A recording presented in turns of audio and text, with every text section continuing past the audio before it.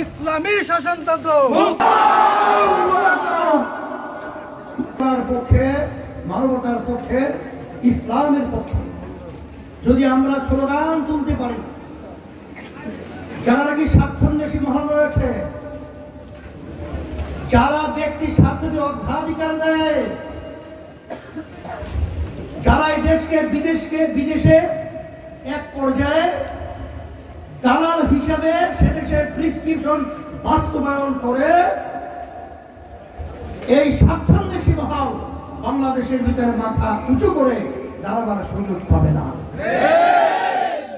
সেই হিসাবে আমি আমার ভাইদেরকে বলবো, মোরলগঞ্জ বলা হয় চরমোনাইয়ের দ্বিতীয় ঘাঁটি। এর অর্থ আমার দাদাজান থেকে শুরু করে আমার আব্বাজান রাহমাতুল্লাহি আলাইহি, আমি ছাত্র অবস্থায়ও আপনাদের মোরলগঞ্জে এসেছি। তখন আপনাদের যে ইসলামের প্রতি যে দরদ এবং আপনাদের যে প্রবল ভালোবাসা ইসলামের প্রতি আমি দেখেছি। আজকে ওই বৃষ্টির মধ্যে আপনারা আবার বাস্তবায়ন করে দেখিয়েছেন।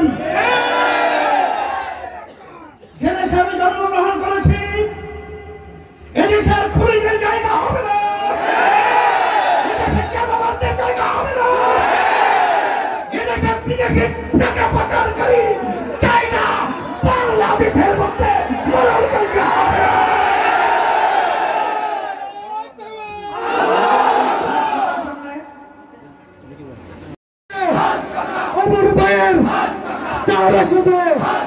সংসদে ডানে বলো, বামে বলো, হাত তোলো, সবাই বলো আমিরের আগমন।